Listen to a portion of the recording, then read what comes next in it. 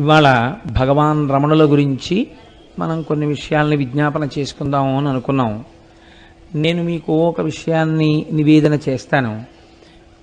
రమణుల గురించి వినేటప్పుడు కేవలం దాన్ని ఒక కథాంశంగా వినేటటువంటి ప్రయత్నాన్ని చెయ్యకండి. మహాపురుషుల యొక్క జీవితాలు చదువుతున్నప్పుడు, మహాపురుషుల యొక్క జీవితాలకి సంబంధించినటువంటి ఘట్టములను వినేటప్పుడు మీరు ఒక కొత్త కోణంలో దాన్ని వినవలసి ఉంటుంది. రమణులు మహాజ్ఞాని. మీరు వారి గురించి ఇప్పుడు నేను చెప్తుండగా వారి జీవితం గురించి విందురు గాని, రమణుల జీవితంలా కోట్ల మంది జీవితాల్లో ఒక్కరి జీవితం కూడా ఉండదు. ఆయనకి 17వ ఏట ఎటువంటి భావన కలిగిందో అటువంటి భావనతో వారి శరీరమును విడిచిపెట్టేంత వరకు ఉన్నారు. ఒక జ్ఞాని గురించి విని మీరు పరవశం పొందాలి. జ్ఞాని చేసినటువంటి బోధని మీరు పట్టించుకోవాలి తప్ప రమణ మహర్షి గురించి మీరు విని రమణ మహర్షి గురించి చదువుకుని మీరు రమణ మహర్షిలా ఉందామని అనుకుంటే బాగా జ్ఞాపకం పెట్టుకోండి, జీవితం పాడైపోతుంది. అలా చేయరాదు. నేను ఎందుకు ఈ మాట ముందు చెప్తున్నానంటే చాలామంది జీవితాలు ఇలాగే అయోమయం చేసుకుంటారు. మహాపురుషులను మీరు అనుకరించరాదు. మీరు మహాపురుషులు అయిపోయిన తర్వాత మీ నడువుడి ఒకలా ఉంటుంది, మీ ప్రయత్నం అక్కర్లేదు. మీ అంతటా మీరు మహాపురుషులు అయ్యేంత వరకు మీరు మహాపురుషులను అనుకరించరాదు. 2, అజ్ఞానులను కూడా అనుకరించరాదు. ఈ 2 ఎప్పుడూ జీవితంలో బాగా జ్ఞాపకం పెట్టుకోండి. మహాపురుషుడి యొక్క జీవితాన్ని ఎందుకు మీరు చదవాలి అంటే అది చదవడం చేత ఈశ్వరుడి యొక్క అనుగ్రహం కలుగుతుంది. ఒక జ్ఞాని యొక్క జీవితంలో ఉండే అవస్థలను భగవంతుడు చెప్పినటువంటి భగవద్గీతాది విషయములు ఎలా సమన్వయం జరుగుతాయో, ఎంత ఆశ్చర్యకరమైనటువంటి రీతిలో ఆ జీవితాలు ఉంటాయో అర్థం చేసుకోవడం కోసం మాత్రమే మీరు దాన్ని సమన్వయం చెయ్యాలి తప్ప రమణుల గురించి ఇవాళ విని రేపు మనం కూడా రమణుల్లో అయిపోదాము అనేటటువంటి ప్రయత్నాన్ని ఏ ఒక్క విషయమునందు చేయరాదు. అలా చేస్తే నేను మళ్ళీ హెచ్చరిక చేస్తున్నాను, జీవితాలు అయోమయావస్థకి గురి అవుతాయి. అటువంటి పని ఎప్పుడూ చేయరాదు. మరి దేన్ని స్వీకరించవలే అంటే కేవలముగా వారి ఉపదేశాన్ని మీరు స్వీకరించాలి. ఆ జీవితములో ప్రతిపాదింపబడినటువంటి సత్యాన్ని మీరు స్వీకరించాలి. వారి జీవితంలో ఆ దశలను గమనిస్తున్నప్పుడు ఒక జ్ఞాని ఎంత గొప్పగా ఉంటాడు అన్నదాన్ని మీరు గమనించాలి తప్ప మీరు ఇమిటేట్ చేసే ప్రయత్నం చేశారనుకోండి, చాలా లేనిపోని ఇబ్బందులు వస్తాయి. అది మాత్రం బాగా దృష్టిలో పెట్టుకోండి. ఎందుకంటే నేను ఈ మాట ఇంత బాగా నొక్కి చెప్పవలసిన అవసరం ఎందుకు ఏర్పడుతోందంటే సమాజంలో ఒక అయోమయ అవస్థ నెలకొని ఉంది. ఇప్పుడు గభాలన ఎవరో పెద్దల గురించి చదవడం, ఎక్స్టెంపోర్ అంటారు చూసారా ఇంగ్లీష్లో, చాలా ఆవేశపూరితంగా మనం కూడా అలా ఉండవచ్చు అనేటటువంటి ఒక నిర్ణయానికి వచ్చేయడం కొంచెం ఎక్కువగా కనపడుతుంది. ఆ పోకడ అలా ఉండకూడదు. మీరు దేన్నైనా అధ్యయనం చేసినప్పుడు, దేన్నైనా విన్నప్పుడు మీరు చాలా ప్రశాంత చిత్తులై ఇందులో మనం స్వీకరించవలసిన అంశమేమి అన్నది మీరు స్థాయిని బట్టి మీరు నిర్ణయించుకోవాలి. అంతేకాని మీ స్థాయిని మీరు గుర్తిరగకుండా ఉపాసకుడు లేనిపోని పరుగులు పెట్టరాదు. అలా పరుగులు పెడితే ఏమవుతుందంటే ఇబ్బందులు వస్తాయి. కాబట్టి మీరు దాన్ని బాగా దృష్టిలో పెట్టుకుని ఈ విషయాన్ని వినండి. 2, నేను ఒక్క విషయం చెప్తే మీకు బాగా అర్థం చేసుకుంటారు. నేను మీకు ఈ ప్రవచనాలు చేస్తున్నాను. నేను ఇన్ని ప్రవచనాలు చేస్తుండగా ఒకవేళ నా కూతురికి జ్వరం వచ్చిందనుకోండి, జ్వరం వచ్చి అది ఇంట్లో 100 జ్వరం 101 డిగ్రీలు జ్వరం వచ్చి పడుకుందనుకోండి, నేను ఇవాళ ఉపన్యాసం చెప్పడానికి ఎంత సంతోషంతో వచ్చానో, నా కూతురు 101 డిగ్రీల జ్వరంతో పడుకుని ఉండగా నేను ఏమీ పట్టించుకోకుండా ఇది కేవలముగా పిల్లకి వస్తే వస్తుంది జ్వరం, దీని గురించి బాధ ఏమిటి అని నడిచి వచ్చేయవచ్చా? గృహస్థాశ్రమంలో అలా కుదరదు. నువ్వు గృహస్థుగా ఉన్నంతకాలం నువ్వు వారి గురించి పట్టించుకోవలసిన బాధ్యత కూడా నీకుంది. నీ బాధ్యతని నువ్వు నిర్వర్తిస్తూ తామరాకు మీద నీటి బొట్టులా ఉండాలి. అంతేకాని గృహస్థు వేరొక ఆశ్రమంలో ఉన్న వాళ్ళని మీరు అనుకరించరాదు. మీరు ఏ ఆశ్రమంలో ఉన్నారో ఆ ఆశ్రమానికి తగినట్టు మాత్రమే మీ జీవితం ఉండాలి. గృహస్థులా బతకాలి, బ్రహ్మచారి బ్రహ్మచారిలా బతకాలి. ఎవరి ఆశ్రమమో వారిదే. ఆ ఆశ్రమ నియమం తప్పి బ్రహ్మచారిలా బతికినా, బ్రహ్మచారి గృహస్థులా బతికినా, లేదా బ్రహ్మచారి గృహస్థు కలిసి వేరొక ఆశ్రమంలా బతికినా అది చాలా అసహ్యకరంగా ఉంటుంది. అలా ఎప్పుడూ చేయరాదు. ఏ ఆశ్రమంలో ఉండవలసిన వాళ్ళు ఆ ఆశ్రమంలో ఉన్నట్టే కనపడాలి. లేనిపోని వైరాగ్య ప్రకటనలు, లేనిపోనటువంటివి తెచ్చి ఒంటి మీద వేసుకుని ప్రవర్తిస్తే అది మీ ఉపాసన యొక్క లూజ్ అంటారు చూసారా, లూజ్ ఇన్ ది సెన్స్ వేలాడుతున్నటువంటి స్థితిని చూపిస్తుంది కానీ పరిపక్వతను సూచించదు. అది ఎప్పుడు జ్ఞాపకంలో పెట్టుకుని ఉపాసనని సిద్ధింప చేసుకోవాలి. ఒక జ్ఞాని ఎలా ఉంటాడో తెలుసా అండి? మీరు ఒక చెరుకు కర్రని తీసుకొచ్చి ఒక చివరి భాగాన్ని పంటి కింద పెట్టి నవిలేరనుకోండి, అది తీయగా ఉంటుంది. మీరు ఒక మరలోకి పెట్టి చెరుకు కర్రని నలిపేశారనుకోండి, అది తీయగా ఉంటుంది. మీరు ఒక కత్తి తీసుకొచ్చి చెరుకు కర్రని నరికేశారనుకోండి, నరికేసి దానికి అంటుకున్న తడిని ఇలా ముట్టుకుని నాలుక మీద రాసుకున్నారనుకోండి, తీయగా ఉంటుంది. చెరుకు కర్రని మీరు ఏం చెయ్యండి తీయగానే ఉంటుంది. చెరుకు కర్రని మీరు ఏం చేసినా చెరుకు చేదుగా మారదు.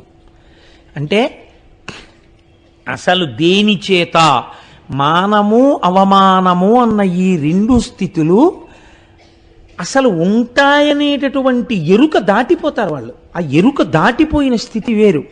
అది తనంత తానుగా జ్ఞానం కలగాలి. అలా కలిగి నడయాడినటువంటి వారు మహాపురుషులు తప్ప మనం అలా చెరుకు కర్ర నేను అయిపోయాను అన్న భావనతో నిలబడ్డాం అనుకోండి, చాలా అసహ్యంగా ఉంటుంది. అలా నిలబడకూడదు కదా. ఇప్పుడు మీరు ఈ నేపథ్యంలో భగవాన్ రమణుల గురించి వినండి. ఎంత అద్భుతమైన జీవితమో, ఎటువంటి మహాజ్ఞానో మీరు అర్థం చేసుకుని వారికి నమస్కరించి మనం ఎప్పుడు ఏం కోరాలంటే, వారు ఏది అనుభవించి ఏది బోధ చేశారో ఈశ్వర మీ అనుగ్రహము చేత మాకు కూడా అటువంటి జ్ఞానము స్థిరపడుగాక అని మీరు ప్రార్థన చేయవలసి ఉంటుంది. ఇప్పుడు మీరు రమణుల యొక్క జీవితాన్ని ప్రస్తావన చేస్తాను. సావధాన చిత్తులై అవధరించండి. చిదంబరం క్షేత్రం మీకందరికీ తెలుసున్నటువంటి క్షేత్రం. అక్కడ స్వామి ఆకాశరూపుడై ఉన్నాడు. నిన్న ప్రస్తావన చేశాను. చిదంబరంలో కదలిక లేకుండా ఉండిపోయేటటువంటి తత్వమున్నటువంటి పరమేశ్వరుడు నటరాజమూర్తిగా వెలిసినాడు. అది ఆర్ధా నక్షత్రంలో వెలిశాడు. నటరాజ తత్వము చాలా చిత్రంగా ఉంటుంది. మీరు చూడండి, నటరాజు ఒక చేతిలో ఢమరుకని పట్టుకుంటాడు. ఆ ఢమరుకని కదిపితే దాంట్లోంచి శబ్దం వస్తుంది. అది సృష్టికి ప్రతీక. నవ్వుతూ ఉంటుంది ముఖం, అది స్థితికి ప్రతీక. ఒక చేతిలో అగ్నిహోత్రం ఉంటుంది, అది లయకి ప్రతీక. ఒక పాదం ఈ మాయా అనబడేటటువంటి రాక్షసుణ్ణి తొక్కి పెట్టి ఉంటుంది. ఒక పాదం ఇలా పైకి లేచి ఉంటుంది. అంటే బ్రహ్మమును పొందడానికి ప్రయత్నించు అని చెప్తుంటుంది. సృష్టికర్త, స్థితికర్త, ప్రళయకర్త మూడు తానై మీరు పొందవలసినటువంటి బ్రహ్మమును సూచించేటటువంటి స్థితిని చెప్తారు. కాబట్టి నటరాజమూర్తి పరబ్రహ్మమై ఉన్నారు. అమ్మాయి పొగ చాలా ఎక్కువగా ఉంది, ఇది చాలా అభ్యంతరకరం, నాకు చాలా ఇబ్బందికరంగా ఉంటుంది. ఇంత పొగ ఎందుచేత వస్తుంది అది దయచేసి చెప్పండి. నాకు గొంతు చోకప్ అయిపోతుంది, నేను మాట్లాడలేనంత పొగ వస్తే నాకు అదొక పెద్ద ఇబ్బంది. అది ఎందుచేత వస్తుందో, చాలా పొగ వచ్చేస్తోంది, గొంతు చోకప్ అయిపోతుంది ఫాస్ట్గా. అది నాకున్న ఇబ్బంది. అంత థిక్ సెంటెడ్ స్మెల్ నేను చూడలేను, అది నాకు పడదు కంఠానికి. లోపల నాస్ట్రిల్స్ అన్నీ మండిపోతుంటాయి. కాబట్టి ఆ నటరాజస్వామి ఆర్ద్రా నక్షత్రంలో చిదంబరంలో ఆవిర్భవించినటువంటి రోజు ఏది ఉన్నదో అటువంటి రోజున మహానుభావుడైనటువంటి రమణ మహర్షి తిరుచుళి, అంటే దాన్ని శాస్త్రము త్రిశూలపురము అని పిలిచాయి పురాణాలు. త్రిశూలపురము అని పిలవబడినటువంటి ఊరిలో వేయించేసి ఉన్నటువంటి మహానుభావుడు, ఆయన్ని భూమినాథీశ్వరుడు అని పిలుస్తారు. పరమశివుణ్ణి సహాయాంబ అని అమ్మవారికి పేరు. అంతే కదండి, నిజానికి ఆయనే ఈ సమస్త సృష్టికి కారకుడు. ఆయనకి సహాయాంబ అంటే అమ్మవారు మాయాస్వరూపిణి అయి సహకరిస్తుంది. కాబట్టి భూమినాథేశ్వరుడు, సహాయాంబ అనేటటువంటి పేర్లతో వెలిసినటువంటి ఆ తిరుచులి గ్రామంలో సుందరయ్యర్ అనబడేటటువంటి ఒక బ్రాహ్మణుడు, ఆయన పరాశర గోత్రీకుడు, పరమ భక్తి తత్పరత కలిగినటువంటి వాడు. ఆయన భార్య పేరు అళగమ్మ గారు. తమిళంలో అళగమ్మ అంటే సొంపైనది, సొంపు కలిగినది అని అర్థం. సొంపు అంటే అందమునకు మారు పేరు. ఆవిడ చాలా సొంపుగా ఉన్నారండి అంటే చాలా అందంగా ఉన్నారండి అని అర్థం. సుందరము అన్న మాట కూడా అందమనే పేరు. సుందరయ్యర్ అంటే అందం, అళగమ్మ అంటే అందం. ఈ రెండు అందాలు కలిస్తే ఒక కొత్త అందం వచ్చింది. ఆ అందం శుభం. శివుడికి మారు పేరు శుభం, శోభనం, సుందరం. ఈశ్వరుడికి కూడా ఆ మీనాక్షి అమ్మవారి యొక్క భర్తగా ఉన్నటువంటి పరమేశ్వరుడికి సుందరేశ్వరుడు అని పేరు. ఆయన సుందరుడే. కాబట్టి సుందర్ అయ్యర్కి, అళగమ్మ గారికి జన్మించినటువంటి సంతానమే 3వ సంతానము భగవాన్ రమణ మహర్షి. వారు జన్మించినప్పుడు యథార్థానికి పురుడు పోసినటువంటి ఆవిడ బాధపడిందిట. ఎందుకు బాధపడింది అంటే, ఆడపిల్ల పుడుతుందనుకున్నాను, వరసైనటువంటి వాడు ఒకడు మేనబావ అయ్యేవాడు ఉన్నాడు, ఆడపిల్ల పుట్టలేదు, మగపిల్లాడు పుట్టాడు. మొట్టమొదట పుట్టినటువంటి ఆడపిల్లేమో శరీరాన్ని వదిలిపెట్టేసింది, ఆడపిల్ల కాలేదే అని బాధపడిందిట. ఆవిడికి కళ్ళు లేవు, అంధురాలు ఆవిడ. పురిట్లో సాయం చేశారు బంధువు. ఆ పక్కన పురుడు పోస్తున్నటువంటి పూటకోళ్ళ, ఆ పురుడు పోసేటటువంటి మంత్రసాని అందిట. పుట్టిన పిల్లాడు ఎంత అందంగా ఉన్నాడో తెలుసా? బంగారు రంగులో మిరిసిపోతున్నాడు. నొక్కుల జుత్తు, పట్టు కూర్పులా ఎంత జుత్తుందో తెలుసా? ఈ పిల్లాన్ని కానీ నువ్వు చూడగలిగి ఉంటే ఆడపిల్ల పుట్టలేదన్న మాట అని ఉండేదానివి కావు, అంత అందగాడు పుట్టాడు అందుట. ఆవిడ ఆ వృద్ధురాలు, సరే అంత అందగాడు పుట్టాడు, మగ పిల్లవాడు పుట్టాడు అని ఆ సమయంలో సంతోషించింది. ఈ పిల్లవాడే, ఈ 3వ కాన్పులో జన్మించినటువంటి పిల్లవాడే రమణ మహర్షి. ఆ తర్వాత ఒక కుమారుడు కలిగాడు. ఆయన పేరు నాగసుందరుడు. ఆఖరణ పుట్టినటువంటి అమ్మాయి పేరు అలమేలు. వారికి కులదైవం వెంకటేశ్వరుడు. కాబట్టి పుట్టినటువంటి పిల్లవాడికి ఏ పేరు పెట్టాలి అని ఆలోచన చేశారు. ఆలోచన చేసి వెంకటేశ్వరుడు అన్న పేరు వచ్చేటట్టుగా వెంకటరమణన్ అని పేరు పెట్టారు. అలా వెంకటరమణన్ అని పేరు పెట్టడానికి ఒక కారణం ఉంది. వీళ్ళ ఇంట్లో ఒకానొకప్పుడు ఒక సాధువు వచ్చి వీధిలో నిలబడి భవతి భిక్షాందేహి అన్నాడు. అంటే ఎప్పుడో వాళ్ళ పూర్వం జరిగినటువంటి కథ ఇది. వాళ్ళు అన్నారు, ఏమయ్యా నీకు భిక్ష కావలసి వచ్చిందా, భిక్ష వెయ్యం పొమ్మన్నారు. అంటే ఆయన అన్నాడు గుమ్మం ముందు నిలబడి, నేను భిక్షకి వచ్చి మీ ఇంటి ముందు నిలబడిన పరివ్రాజకుడను ఇంత చులకన చేసి మాట్లాడారు కనుక ప్రతి తరంలో ఒకడు మీ ఇంట్లో సన్యసిస్తాడు అని వెళ్ళిపోయారు. అప్పటి నుంచి వాళ్ళ ఇంట్లో ప్రతి తరంలో ఒకరు సన్యాసి అయి వెళ్ళిపోవడం అనేటటువంటిది అలవాటుగా ఉంది.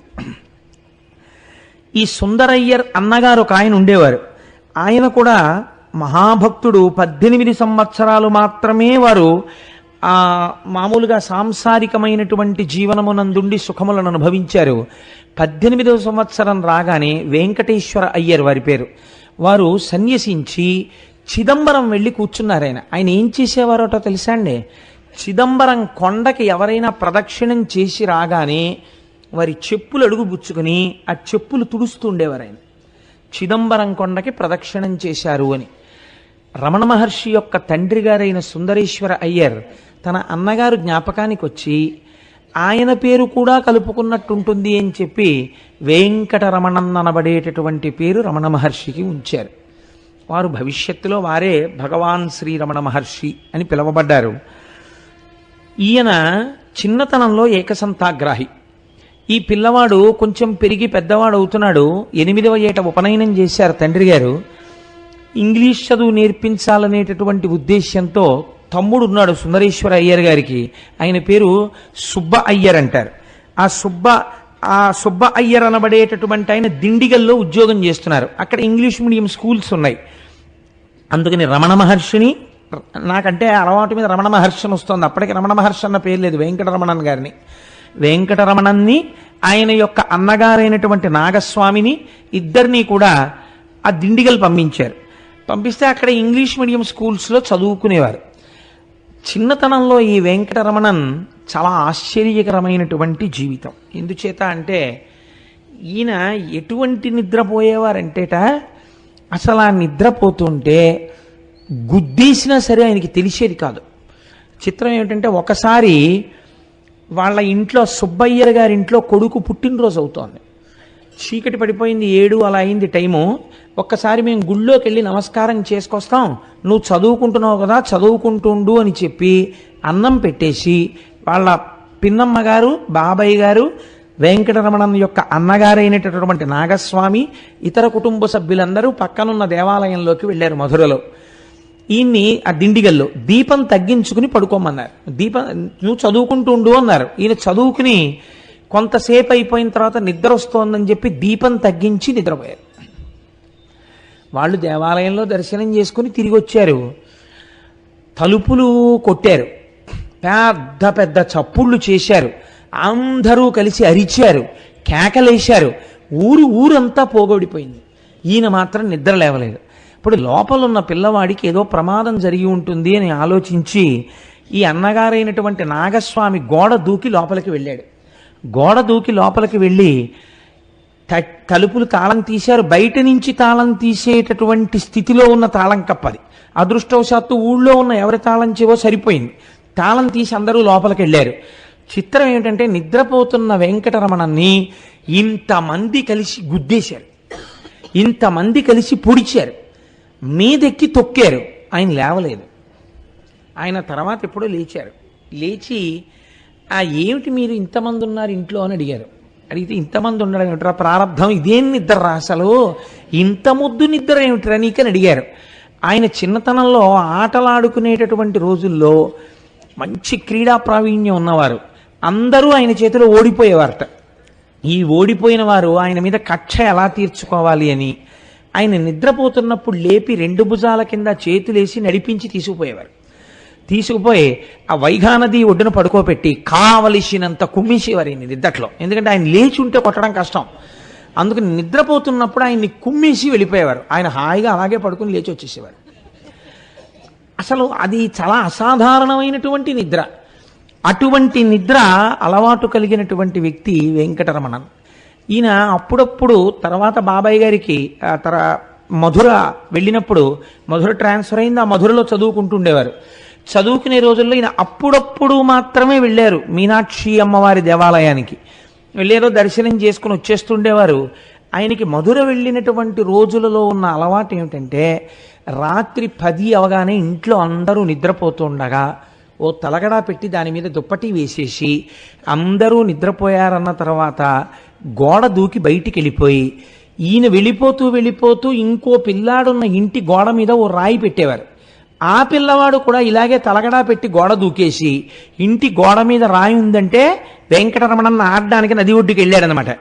ఈ రాయి చూడగానే పిల్లలందరూ గోడలు దూకి అక్కడికి చేరేవారు. తెల్లవారుజామున 3 గంటల వరకు ఆడేవారు నది ఒడ్డున. 3 గంటలకు వచ్చి గోడలు దూకి మళ్ళీ లోపలికి వెళ్ళి తలగడాలు తీసేసి పడుకుని నిద్రపోయేవారు. నేను వీటిని ఎందుకు మీకు చెప్తున్నానో తెలుసా అండి? భగవాన్ రమణులు అనగానే మనం ఏమనుకుంటాం? అయ్య బాబోయ్ ఎలా ఉంటుందో ప్రారంభం అనుకుంటాం. మీరు సామాన్యమైనటువంటి వ్యక్తి యొక్క జీవనము ఎలా ఉంటుందో అంతకన్నా కూడా చాలా దుడుగు స్వభావముతో కూడినటువంటి జీవితమే ప్రారంభం. రమణ మహర్షికి ఆయనతో కలిసి ఆడుకున్న వాళ్ళల్లో రంగాచారి గారిని ఒక ఆయన ఉండేవారు. ఆయన ఒకానొకప్పుడు భగవాన్ రమణులు మహాజ్ఞానం అయిపోయిన తర్వాత వెళ్ళి సాష్టాంగ నమస్కారం చేసి అడిగారు, నువ్వు వెళ్ళిపోతూ ఎందుకు చెప్పలేదు ఆ రోజున అని అడిగారు. నాకు తెలుసా వెళ్ళిపోతున్నట్టు అని అడిగారు ఆయన. కాబట్టి ఇటువంటి స్థితిలో ఆయన ఆటలు పాటలు ఇవి సాగుతూ ఉండేవి. చాలా చిత్రమైన విషయం ఏం జరిగిందంటే, భగవంతుడి యొక్క అనుగ్రహం కాలంలో ఎక్కడో వస్తుంది. ఇప్పటి వరకు వారు చదువుకున్నది ఏమైనా ఉందా? ఓ ప్రస్థానత్రయమో, గురువు దగ్గరికి వెళ్ళి భాష్యాలు చెప్పుకోవడమో, లేకపోతే పౌరాణిక సాహిత్యం చదవడమో ఏమైనా ఉందా అంటే ఆయనకేం తెలియదు, ఆయన ఏం చదవలేదు, ఆయనే చెప్పారు. ఒకానొక రోజున మాత్రం ఒక చిత్రమైనటువంటి విషయం జరిగింది. ఈయన మధురలో గుడివైపుకు వెడుతుండగా అటువైపు నుంచి ఒక బంధువు వస్తున్నారు. పెద్దవారు కదా అని, అయ్యా బాగున్నారా, ఎక్కడి నుంచి వస్తున్నారు అని అడిగారు. నేను అరుణాచలం నుంచి వస్తున్నాను అని ఆయన అన్నారు.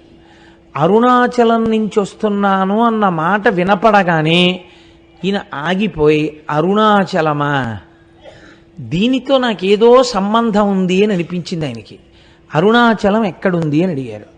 అరుణాచలం తెలియదా, తిరువన్నామలై అంటారు కదా అని ఆయన వెళ్ళిపోయారు. అప్పటి నుంచి వెంకటరమణన్ యందు చిన్న మార్పు రావడం ప్రారంభమైంది. ఈశ్వరుడి పట్ల భక్తి పెరగడం ప్రారంభమైంది. ఇంతలో వాళ్ళ తండ్రి గారు శరీరం వదిలిపెట్టేశారు. వాళ్ళ నాన్నగారు శరీరం వదిలిపెట్టేటప్పటికీ వెంకటరమణన్ యొక్క అన్నగారైనటువంటి నాగస్వామి గారికి 14 ఏళ్ళు, వెంకటరమణన్కి 12 ఏళ్ళు, నాగసుందరం అనబడేటటువంటి తమ్ముడికి 6 ఏళ్ళు, అలమేలు అనబడేటటువంటి ఆడపిల్ల అసలు పారాడుతున్నటువంటి పసిపిల్ల. ఈ నలుగురు ఉండిపోయారు. తండ్రి గారు వెళ్ళిపోయారు. ఆయన కొలువులో 2 రూపాయలకి ఉద్యోగం చేసేవారట నెలకి. కానీ ఆయన మాటకారితనం, మంచితనం, నేర్పరితనంతో ఏమీ చదువుకోకుండా ఆ రోజుల్లో ఇచ్చేవారట. నైపుణ్యాన్ని బట్టి లాయర్ పట్టా పుచ్చుకుని ఆయన కోర్టుల్లో కేసులు వాదించి మహాైశ్వర్యవంతుడై చాలా డబ్బు సంపాదించి తిరుచెలిలో ఈశాన్యం వైపు ఒక స్థలం కొని ఊరికి శ్మశానంగా బహూకరించారు. బహూకరించిన తరువాత బహుశः ఆయనే మొట్టమొదటి శవం అక్కడ. ఎంత చిత్రమో చూడండి. వారు శరీరాన్ని వదిలిపెట్టారు. వదిలిపెడితే పాపం తమ్ముళ్ళు అన్నలు ఆ రోజుల్లో చాలా మంచివాళ్ళు ఉండేవారులా ఉంది. ఈ సుబ్బయ్యర్ గారేమో 2 పిల్లల్ని తనతో చదివించడానికి తీసుకెళ్ళిపోయారు. 2వ తమ్ముడు ఈయన యొక్క భార్యని, ఆ ఆడపిల్లని, వాళ్ళిద్దరి సంక్షేమాన్ని ఆయన చూస్తున్నారు. ఈ అరుణాచలము అన్న మాట వినపడగానే ఈయనలో చిన్న మార్పు ప్రారంభమైంది. ఒక రోజున బాబయ్య గారు సుబ్బయ్యర్ చదువుకోవడం కోసమని పెరియ పురాణం అడిగి తెచ్చుకున్నారు ఎవరినో. పెరియ పురాణం అంటే శివభక్తుల యొక్క చరిత్రలో 63 మంది నాయనార్ల చరిత్ర ఉంటుంది. ఆ పెరియ పురాణాన్ని సుబ్బయ్యర్ తెచ్చుకుంటే ఇంట్లో పుస్తకం ఉంది కదా అని వెంకటరమణన్ చదవడం మొదలెట్టారు. ఒక్కొక్క భక్తుడి కథ చదువుతూ ఉంటే ఆయన కన్నుల వెంట ఆనంద ప్రవాహములు కారడం మొదలెట్టాయి. ఒక మార్పు వచ్చేసి ఆయన మధురలో ఉన్నటువంటి మీనాక్షి అమ్మవారి గుడికి వెళ్ళి కొన్ని గంటల పాటు నాయనార్ల విగ్రహం ముందు, అమ్మవారి గుడి ముందు ధ్యానంలో కూర్చుని ఉండిపోయేవారు. మెల్లమెల్లగా ఇంటికి వచ్చేస్తూ ఉండేవారు. పిల్లాళ్ళలో ఏదో మార్పు వస్తోంది అని గమనించారు. రోజు పిన్నికి కూరలు తరిగి పెడుతుండేవారు, నీళ్లు తోడి పెడుతుండేవారు, బోల్డ్ అంత పని చేస్తుండేవారు. ఒకానొక రోజున ఒక ఆశ్చర్యకరమైన సంఘటన జరిగింది. ఈలోగా వెంకటరమణన్ పెద్దవారు అవుతున్నారు. ఆయన అన్నగారైనటువంటి నాగస్వామి గారికి వివాహమైంది. వాళ్ళ అత్తవారి ఇల్లు కూడా మధురయే. అందుకని అన్నగారు వదిన గారి దగ్గరికి ఈయన వెళ్ళారు వెంకటరమణన్. వెడితే ఒకానొక రోజున అందరూ బయటికి వెళ్ళారు, వెంకటరమణన్ ఒక్కరు ఇంట్లో ఉన్నారు. అప్పుడు 17వ సంవత్సరం ఆయనకి. ఇదే ఆయన జీవితాన్ని మార్చేసింది ఈ సంఘటన. కొన్ని సంవత్సరముల పాటు గురు శుశ్రూష చేసి కూడా స్థిరీకరింపబడినటువంటి జ్ఞానం ఎన్ని జన్మల తపస్సు యొక్క ఫలితమో, ఎన్ని జన్మలలో చేసినటువంటి ఆరాధనా ఫలితమో అకస్మాత్తుగా ఈశ్వరుని చేత కృప చేయబడింది. ఆయన మేడ మీద గదిలో ఉన్నారు వెంకటరమణన్. కూర్చున్నారు. మామూలుగా కూర్చునుండగా ఆయనకి ఇంకా ఊపిరి మంద్రం అయిపోయినట్టు, గుండెలు నీరసపడిపోయి కొట్టుకోవడం ఆగిపోతున్నట్టు, శరీరం అంతా శోషించిపోయి ఒంటికి చెమటలు పట్టేస్తున్నట్టు, ఇంకా కొద్ది క్షణాల్లో తాను మృత్యువుని పొందబోతున్నట్టు అనిపించింది. ఉత్తర క్షణంలో ఆయనకు వచ్చిన రెండో ఆలోచన ఏమిటంటే, సరే ఇప్పుడు నేను కిందకెళ్ళి ఎవరినో పిలిచినా ఈ శరీరమునకు మృత్యువే వస్తే ఆగదు.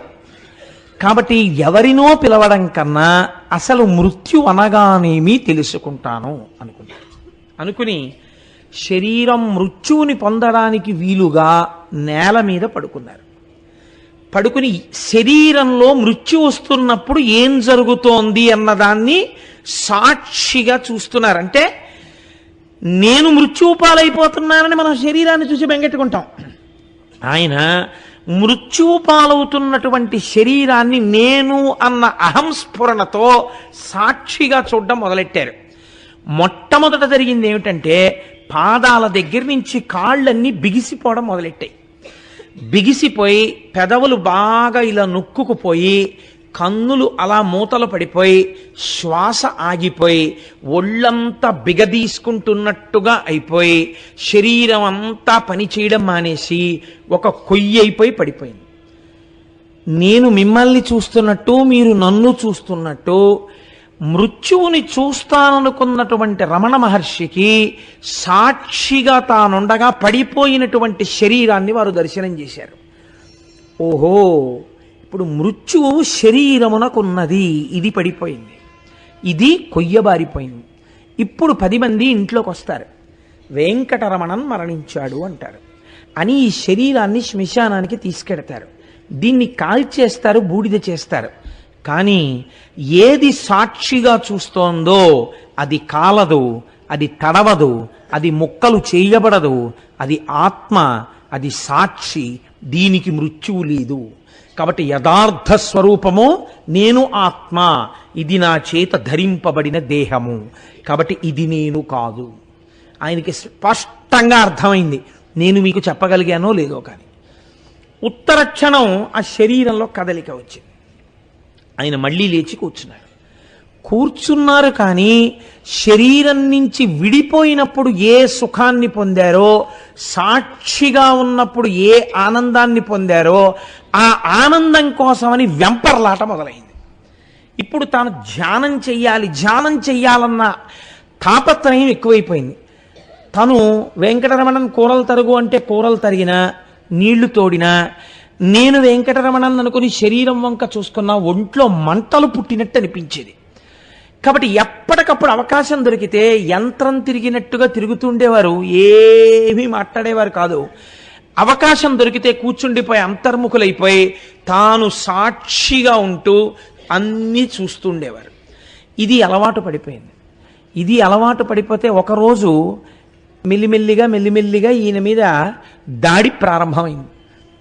చదువు మానేశాడు, సంధ్య మానేశాడు, ఓ పుస్తకం ముట్టుకోవడం మానేశాడు. పూర్వంలా ఉత్సాహం లేదు, ఆటలు లేవు, పాటలు లేవు, ఏమీ లేదు. ఎప్పుడు ఏమిటో ఇలా కూర్చుంటాడు.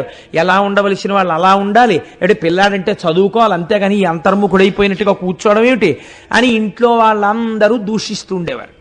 ఇలాంటి వాళ్ళకి ఇళ్ళెందుకు, వాకిళ్ళెందుకు, ఎక్కడికో పోయి ముక్కు మూసుకుని తపస్సు చేసుకోవాలి, అరణ్యాలకు పోవాలి అంటుండేవారు. ఆయన అన్నీ సహిస్తూ ఉండేవారు, ధ్యానం చేస్తుండేవారు. ఒక రోజున అన్నగారు మేడ మీద తిరుగుతున్నారు. ఈయన ఒక పుస్తకాన్ని తీసుకుని ఎదురుగుండా కూర్చుని చదువుదామని పుస్తకం విప్పి ఇలా చూశారు. అక్షరాలు కనపడుతున్నాయి కానీ శరీరంలో మంటలు వస్తున్నాయి. ఆయన వెంటనే పద్మాసనం వేసుకుని ధ్యానం చేసుకోవడం మొదలెట్టారు. ఇది అన్నగారు గమనించారు. నేను ఇతపూర్వమే నీకు చెప్పి ఉన్నాను, ఇంత చెప్పినా కూడా నీలో ఏ మార్పు కనపట్లేదు, ఇలా చేసేవాడికి ఇల్లెందుకు అని అడిగారు. అంతే, అంతకుముందు అనలేదండి. ఒక మార్పుకి ఏది కారణమవుతుందో మీరు చెప్పలేరు. ఇలా చేసేవాడికి ఇల్లెందుకు, ఈ మాట వినపడగానే ఆయన అనుకున్నారు, నిజమే, నేను ఇమడలేను, వాళ్ళకి సుఖం లేదు, నేను కోరుకుంటున్నది ఏది కోరుకుంటున్నానో దాన్ని నా తండ్రి అయిన అరుణాచలేశ్వరుడి సన్నిధానంలో పొందాలి నేను, కాబట్టి నేను నా తండ్రి దగ్గరికి వెళ్ళిపోతాను అనుకున్నారు. అంతే, పుస్తకం మూసి లేచి నిలబడ్డారు. లేచి నిలబడితే అన్నగారు అన్నారు, ఎక్కడికి వెడుతున్నావు అన్నారు. ఇప్పుడు 12 అయింది, మాకు ఇవాళ విద్యుత్ శక్తి మీద ఒక స్పెషల్ క్లాస్ ఉంది స్కూల్లో, దానికి వెడుతున్నాను అన్నారు. అంటే అబద్ధమే చెప్పారు ఆయన చెప్పారు, ఆయనే స్వయంగా చెప్పుకున్నారు. అంటే అన్నగారు అన్నారు, కింద పెట్టెలో 5 రూపాయలు ఉన్నాయి, నువ్వు ఆ 5 రూపాయలు తీసుకుని మీ పిన్ని, మీ వదిన అన్నం పెడుతుంది, తినేసి నా కాలేజీ ఫీజు నీ స్కూల్కి దగ్గర కాబట్టి ఆ 5 రూపాయలు ఫీజు కట్టేయి అన్నారు. ఓహో, ఈశ్వరుడు నేను తిరువన్నామలై చేరడానికి కావలసిన డబ్బుని కూడా ఏర్పాటు చేశాడు అనుకున్నారు. అనుకుని కిందకి దిగారు, వదిన గారు అన్నం పెట్టారు, కడుపు నిండా అన్నం తినేశారు. అదే రమణులు ఇంట చేసిన ఆఖరి భోజనం. ఇంట్లో వాళ్ళకి తెలియదు అదే ఆఖరి భోజనం అని. పెట్టె దగ్గరికి వెళ్ళారు, 5 రూపాయలు తీసుకున్నారు, ఒక కాగితం తీసి ఉత్తరం రాశారు. ఇది మీరు జాగ్రత్తగా గమనించండి, ఎంత మార్పు వచ్చిందో 17వ ఏట. ఇది ఇంకా శరీరం పడిపోయే వరకు ఇంతే. ఇది తన తండ్రిని వెతుకుకొనుటకు బయలుదేరుచున్నది. దీనిని గూర్చి మీరు ధనవ్యయము చేయవద్దు, వెతకవద్దు, నీ కాలేజీ రుసుము చెల్లింపబడలేదు, రూపాయలు మాత్రము తీసుకొనబడినవి, 2 రూపాయలు విడిచివేయబడినవి, ఇట్లు సంతకం లేదు. అంటే నామరూపాలు ఏమిటి? ఇంకా నామం లేదు, రూపం లేదు, ఆత్మ సర్వగతం, దానికి పేరే ఉంది, అందుకని ఆయన పేరు రాయలేదు. ఇది బయలుదేరినది. ఇది అంటే శరీరం. శరీరం వెడుతోంది, శరీరం అరుణాచలం చేరుతోంది. కాబట్టి శరీరం నేను కాదు, నేను సాక్షిని. అందుకని నేనన్న మాట ఆయన లేఖలో వాడలేదు. ఆయన బయలుదేరారు. స్టేషన్కి వెళ్ళేసరికి తిరువన్నామలై వైపు వెళ్ళవలసినటువంటి ట్రైన్ ఆశ్చర్యకరంగా ఆ రోజున ఆలస్యంగా వచ్చింది. ఇది ఈశ్వరాజ్ఞ అనుకున్నారు. ఆయనకి తెలియదు అప్పుడు కాట్పాడి తిరువన్నామలై లైన్ ఓపెన్ అయిందని. తెలియక అక్కడి నుంచి తిండివనం వెళ్ళడం కోసమని టికెట్ కొనుక్కున్నారు. టికెట్ కొనుక్కుని ట్రైన్ ఎక్కి కూర్చుని ధ్యానం చేస్తూ కూర్చున్నారు. ఈశ్వరుడు అడుగడుగున ఆయన్ని వెళ్ళవలసిన మార్గం చూపించేశాడు. ఒక మౌల్వి ఆ పెట్టెలో ఎదురుగుండా కూర్చుని అందరికీ భగవత్కథలు చెప్తున్నాడు. ఆయన అన్నాడు, చిన్న స్వామి ఇందాకడి నుంచి చూస్తున్నాను ధ్యానంలో ఉన్నారు, మీరు ఎక్కడికి బయలుదేరినట్టు అన్నాడు. తిరువన్నామలై అన్నారు. మరి ఈ ట్రైన్ ఎక్కి ఎక్కడికి ఎడతారు అన్నారు. తిండివనం దిగుతాను అన్నారు. తిండివనం దిగి వెళ్ళవలసిన అవసరం లేదు, విల్లిపురం దిగిపోతే విల్లిపురం నుంచి కాట్పాడికి ఇప్పుడు కొత్త ట్రైన్ లైన్ ఓపెన్ అయింది, అందులో మీరు తిరువన్నామలైకి వెళ్ళవచ్చు. కాబట్టి తిండివనం దిగిపోండి, నేను కూడా తిరువన్నామలై ముందు స్టేషన్కి వెడతాను అన్నారు. 2 బేరికాయలు కొనుక్కున్నారట ఆయన. ఒక అర్ధనాయో ఎంతో పెట్టి అందులో ఒక కాయ సగం తిన్నారు, ఆకలి తీరిపోయినట్టు అనిపించింది. ఒక వ్యాఖ్యానంలో అయితే రాశారు, 3 పూటలా అన్నం తిని చిరుతిళ్ళు తినే వ్యక్తికి ఆ ధ్యానంలోకి వెళ్ళిపోయిన తర్వాత కేవలముగా ఒక బేరికాయలో సగం తింటే ఆకలి తీరిపోయి ఆయన విల్లిపురంలో దిగిపోయారు. మరునాడు తెల్లవారుజామున తప్ప ట్రైన్ లేదు. ధ్యానమగ్నుడై కూర్చున్నారు. తెల్లవారింది, రైలు వచ్చింది. ఆ రైలు ఎక్కారు. రైల్లో పూర్తిగా టికెట్ కొనుక్కోవడానికి కావలసినంత డబ్బు లేదు, 3 రూపాయలే కదా ఆయన తెచ్చుకున్నారు. అందుకని మాంబలం పట్టు అనబడేటటువంటి స్టేషన్లో దిగిపోయి అక్కడి నుంచి తిరువన్నామలైకి నడిచి వెళ్ళిపోదామని చెప్పి కొన్ని కిలోమీటర్ల దూరం నడిచారు. నడిచి నల్లూరు అనబడేటటువంటి ఊరు చేరుకున్నారు. అక్కడే జ్ఞాన సంబంధర్కి కొండ మీద ఉన్నటువంటి పరమేశ్వరుడు జ్యోతి రూపంలో సాక్షాత్కరించాడు. ఆ గుళ్ళోకి వెళ్ళి చీకట్లో కూర్చుని ధ్యానం చేస్తున్నారు. వారికి అక్కడ జ్యోతి దర్శనమైంది. ఈలోగా అర్చకుడు వచ్చాడు, పూజ చేశాడు, ప్రసాదాలు నైవేద్యం పెట్టాడు. పెట్టిన తరువాత ఈయన నాకు ఆకలిగా ఉంది, కొద్దిగా ప్రసాదం పెడతారా అని అడిగాడు. చీకట్లో ఎక్కడో లోపల కూర్చున్నావు, బయటికి రా, నీకు పెట్టడానికి ఇక్కడ ప్రసాదాలు ఎవరు వండి సిద్ధం చేయలేదు అన్నాడు అర్చకుడు. ఆయన ఏమీ అనలేదు. పోనీ ఆకలేస్తోంది, తినడానికి ఏమైనా ఎక్కడైనా దొరుకుతుందా అని అడిగారు. అడిగితే ఇక్కడి నుంచి కీలూరు అనబడేటటువంటి ఊరు ఒక 2-3 కిలోమీటర్లు వెడతాం, అక్కడ మళ్ళీ దేవాలయంలో అర్చన జరుగుతుంది, అక్కడ ప్రసాదంలో మీకు ఏమైనా పెడతారేమో, పోనీ మాతో రండి అని వాద్యగాండ్రు బ్రాహ్మణుల వెనకాతలు వెళ్ళిపోతున్నారు. ఈయన కూడా నడిచి వెళ్ళిపోయారు. అడుగు తీసి అడుగు వేసే ఓపిక లేదు, పిల్లవాడు తిన్నది లేదు పాపం. వెళ్ళి అలాగే ఆ కీలూరు చేరుకున్నారు. పూజ చేసేశారు బ్రాహ్మణులు. పూజ చేసేసి, అమ్మా మీరు ఎక్కడికి ఆ ప్రయాణం, అంతమంది కూర్చుంటే ఎక్కడికంటే జనం మీద అడుగులు వేసేసుకుంటూ ఎక్కడో కూర్చోవాలి, కానీ ఎప్పుడో వచ్చి ఎంతమందికి డిస్టర్బెన్స్ అది. కాబట్టి ఆయన అక్కడి నుంచి బయలుదేరి ఆ కీలూరు అనబడేటటువంటి ఊరు చేరుకుని ఆ కొండ మీద బ్రాహ్మణులు అర్చన చేసిన తరువాత, అయ్యా నాకు ఇప్పుడైనా కొంచెం పెడతారా, ఆకలిస్తోందని అడిగారు. నీకు పెట్టడం కోసమే వండి తెచ్చామనుకున్నావా, పెట్టమన్నారు అని వాద్యగాండ్రకి ప్రసాదం పెట్టారు. పెడితే దేవాలయంలో వాయిద్యం వాయించేటటువంటి వాద్యగాండ్రు పిల్లవాడిని చూసి, అయ్యో పాపం ఎంత నీరసపడి ఉన్నాడో అని, ఎందుకు వచ్చిన జన్మండి, బ్రాహ్మణుడిగా పుట్టామంటే సరిపోతుందా, ఏ దయ లేకుండా, ఏ సంధ్యావందనం లేకుండా, లోకమునందు మర్యాద చూడకుండా బతికిన బ్రాహ్మణ్యం ఏమిటి? వాద్యగాండ్రు పెట్టారు. వాళ్ళకొచ్చిన ప్రసాదంలో భాగాన్ని ఆయనకి పెట్టారు. పెడితే వాళ్ళు ఎంత మర్యాదతో మాట్లాడారంటే, బాబు మేము పెట్టాను తింటావు, కానీ నీళ్లు దొరకాలంటే అదిగో ఆ పక్కనే బ్రాహ్మణ వీధి ఉంది, అక్కడికి వెళ్ళి నీళ్లు అడిగి తాగునాయనా అన్నారు. అంటే ఆ పిల్లవాడు బ్రాహ్మణ వీధిలోకి వెళ్ళి ఒక ఇంటి ముందు నించుని, అమ్మా నాకు కొంచెం మంచినీళ్ళు ఇస్తారా అని అడిగారు. వాళ్ళు మంచినీళ్లు తెచ్చే లోపల వారు ధ్యానమగ్నులే అయిపోయారో, స్పృహే తప్పిపోయిందో, పడిపోయారు నేల మీద. పడిపోయిన తర్వాత వారికి మర్నాడు ఉదయం తెలివొచ్చింది. తెలివొచ్చేటప్పటికి ఎంత ఆకలితో ఉన్నారంటే, రామకృష్ణ పరమహంసకు పుట్టేది ధ్యానంలో ఈ ఆకలి. అన్నపు రాశిని చూపించేవారు తీసుకెళ్ళి, అప్పుడు తీరేది ఆకలి. అప్పుడు ఆయన కింద పడిపోయి పెంట కుప్ప మీద పడిపోయి ఉన్నటువంటి అన్నాన్ని ఏరుకుని మట్టిలో ఉన్నదాన్ని ఊదుకుని తిని మంచినీళ్ళు తాగారు. తిని మంచినీళ్ళు తాగి అక్కడే ఉన్నటువంటి ముద్దుకృష్ణ అయ్యర్ అనబడేటటువంటి ఒకరి ఇంటికి వెళ్ళి, ఆ రోజు గోకులాష్టమి, ఆయన ఒక భాగవతోత్తముడు, వారి ఇంటికి వెళ్ళి, అయ్యా నాకు కొద్దిగా అన్నం ఉంటే పెడతారా అని అడిగారు. అడిగితే ఆయన చెల్లెలు నదీ స్నానానికని వెళ్ళారు. అప్పటికి ఈయన నూతి దగ్గర స్నానం చేస్తున్నారు. నువ్వు ఉండవయా, మా చెల్లెలు వస్తుంది, నీకేమైనా పెడుతుంది. ఆ చెల్లెలు చాలా సంప్రదాయ నిష్ట కలిగినటువంటి స్త్రీ, ఆవిడికి మడి ఆచారం చాలా ఎక్కువ. ఇంటికి వచ్చారు. అయ్యో నాయనా, గోకులాష్టమి, నువ్వు పిల్లవాడివి, చూస్తే నువ్వే చిన్ని కృష్ణుల్లో ఉన్నావు, నీకు పెట్టాలని ఉంది, కానీ నేను మడి కట్టుకుని వంట చెయ్యాలి, అప్పటి వరకు ఆకగలవా అంటే ఈయన చాలా నీరసంగా ఆకలితో ఆవిడ వంక చూశారు. అయ్యో ఉండలేవా, పోన్లే సద్దెన్న ఉంది పెడతానుండు, ఒకరి ఆకలి తీర్చడం కన్నా మడి గొప్ప కాదు కదా అని ఆ తల్లి ఎంత అదృష్టం చేసుకుందో. ఆవిడ పూర్వం అంటే మడిబట్టతో సద్దెన్నం ముట్టుకునేవారు కాదు, ఎవరి శౌచం వారిది, నేను దాన్ని తప్పు పట్టట్లేదు, మంచిదే, ఒక్కొక్కరు ఒక్కొక్క స్థితిలో ఉంటారు. ఆ సద్దెన్నం తీసుకొచ్చి పెడితే ఆయన సద్దెన్నం తిని బయలుదేరి 20 కిలోమీటర్ల దూరం తిరువణ్ణామలై చేరాలి. ఆ ముద్దుకృష్ణ భాగవతారిని, నా చెవులకు ఉన్నటువంటి ఈ జోళ్ళు, ఉపనయనంలో చెవులు కుట్టిస్తారు కదా, ఈ చెవులకు ఉన్నటువంటి జోళ్ళు మీ దగ్గర తాకట్టు పెట్టుకుని నాకు ఒక్క 5 రూపాయలు ఇవ్వగలరా అని అడిగారు. అడిగితే ఆయన చెవిపోగులు తీసి చూశాడు, మంచి బంగారం, మంచి కెంపులేసి ఉన్నాయి, 20 రూపాయలైనా ఇవ్వచ్చు అనుకున్నాడు. అనుకుని తప్పకుండా 5 రూపాయలు ఇస్తాను, కానీ నాయన మళ్ళీ నీ జోళ్ళు నువ్వు విడిపించుకోవాలనుకున్నప్పుడు నువ్వు వచ్చి నువ్వు పట్టుకెళ్ళని చెప్పి తన అడ్రస్ రాసి 5 రూపాయలు ఇచ్చారు.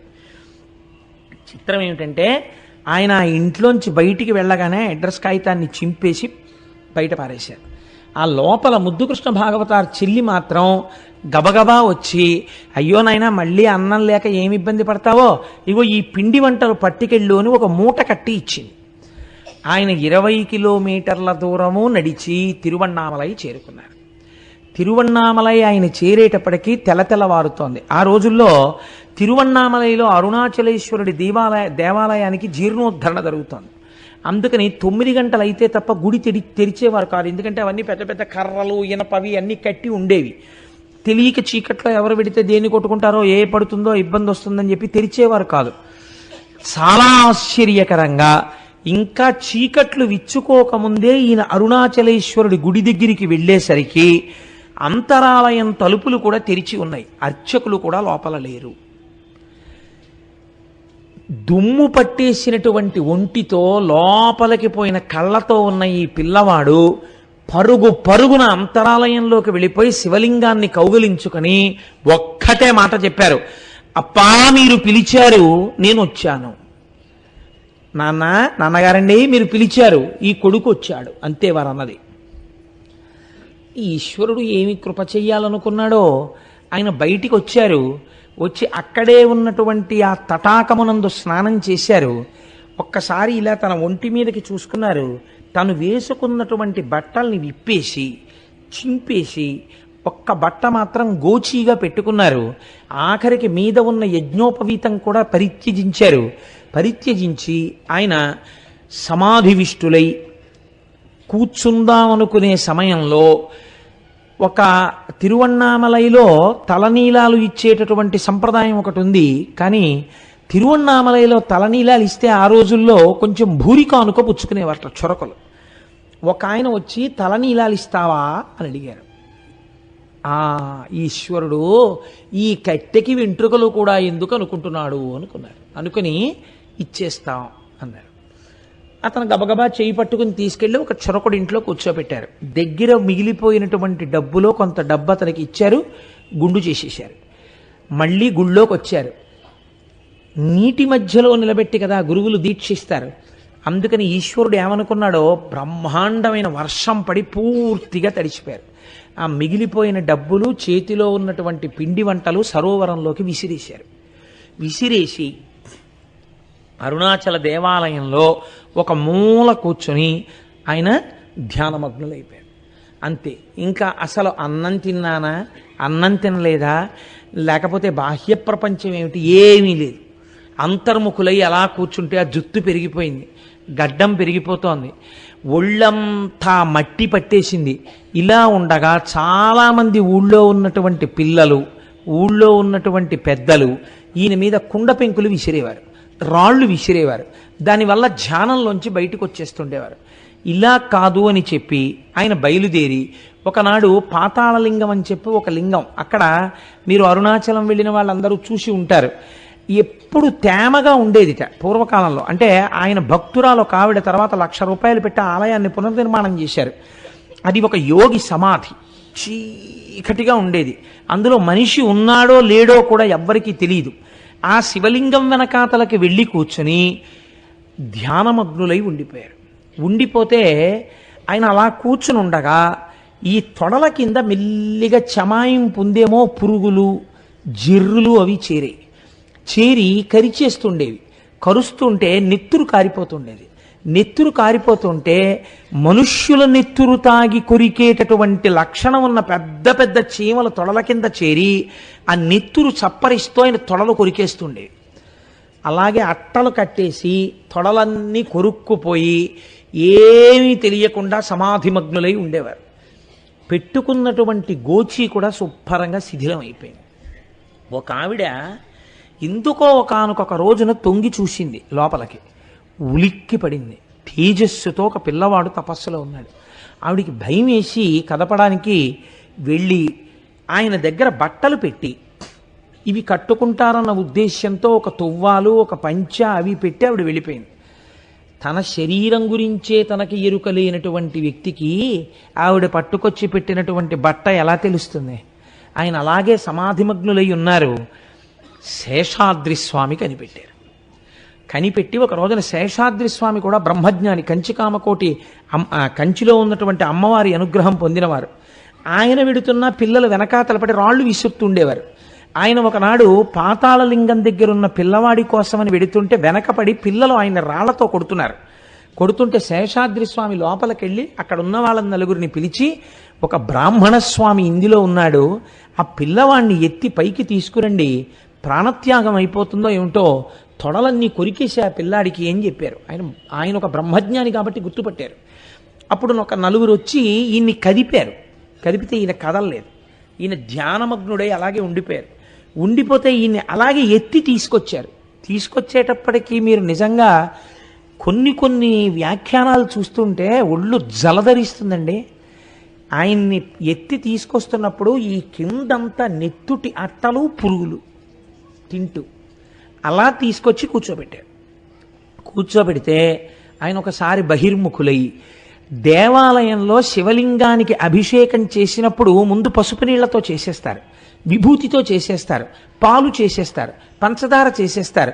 అన్నీ చేసేస్తే ఇవన్నీ కలిసి పక్కనున్న సోమసూత్రంలోంచి అభిషేక కుండంలో పడిపోతాయి. ఒక్కొక్కళ్ళ మన ప్రవృత్తి ఎలా ఉంటుందో చూడండి. ఈయన ఎప్పుడైనా బహిర్ముఖులైతే అర్చకులు అన్నీ కలిసిపోయినటువంటి ఆఖరికి పోసేసినటువంటి సెంటు లవండరు కూడా కలిసిపోయేది. ఆ పాలో గ్లాసులు అక్కడ పెట్టేవారు. రంగులతోటి అన్ని పైన నూనె నెయ్యి తెట్లుతో, నూనె ఉండదనుకోండి, నేతి తెట్టుతో ఉన్నటువంటి ఆ పాలని ఆయన తాగేసి అక్కడ పెట్టేసేవారు. ఇది రుచిని కానీ, ఇది నాకు ఇచ్చారు ఏమిటని కానీ ఆయన అడిగేవారు కాదు. ఒకసారి ఒక ప్రధాన అర్చకుడు చూసి చాలా బాధపడి, ఏమయ్యా అంత చిన్న వయస్సులో అటువంటి తపశ్శక్తిని పొందాడు, ఆయనకి అవే ఇచ్చేది, ఉత్సవమూర్తులకు మీరు కేవలము క్షీరాభిషేకం చేసినప్పుడు పాలొక్కటి పడతారు కదా, అవి పట్టుకెళ్ళి అక్కడ పెడుతూ ఉండండి, తాగితే అవి తాగుతారు, లేకపోతే లేదంటే అప్పటి నుంచి పాలు పెట్టేవారు. అలా మహానుభావుడు చాలా కాలం అక్కడ కూర్చుని తపస్సు చేస్తూ ఉంటే రాళ్లతో కొట్టారు, గోళ్లతో గోకారు. ఇంకా ఆశ్చర్యం ఏమిటో తెలుసా అండి, ఉమ్మి కూడా ఉమ్మారు ఆయన మీద. ఆయన తరువాతి కాలంలో ఇక్కడ కూర్చోవద్దు మీరు ఒక్కనాడు ఆయన ఎదురు తిరిగి ఏమిటి అఘాయిత్యం అని ఎవరిని అనలేదు.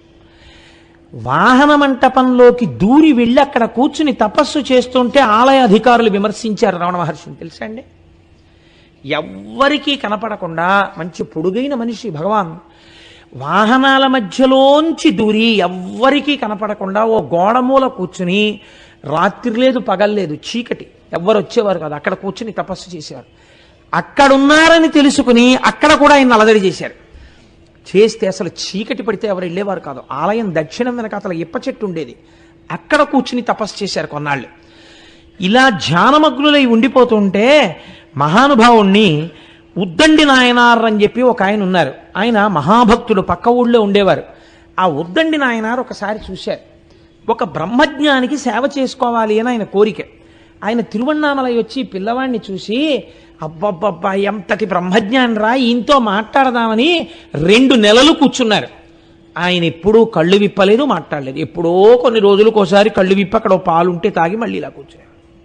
ఎప్పుడు వెనకాతల ఏదైనా పలకరిస్తూ వెళ్ళినా మౌనమే శరణ్యం, ఏమి మాట్లాడేవారు కాదు. మళ్ళీ వచ్చి కూర్చుని మళ్ళీ ధ్యానం చేసుకునేవారు. ఈ ఉద్దండి నాయనారికి బాధ ఆగక వెళ్ళి ఇంత అన్నం తెచ్చి పెట్టేవారు బహిర్ముఖులైనప్పుడు. ఈయన కొంచెం బహిర్ముఖులు అవగానే ఆయన పరిగెత్తుకెళ్ళి అన్నం పట్టుకొచ్చేవారు. మీకు చిత్రం తెలుసా అండి?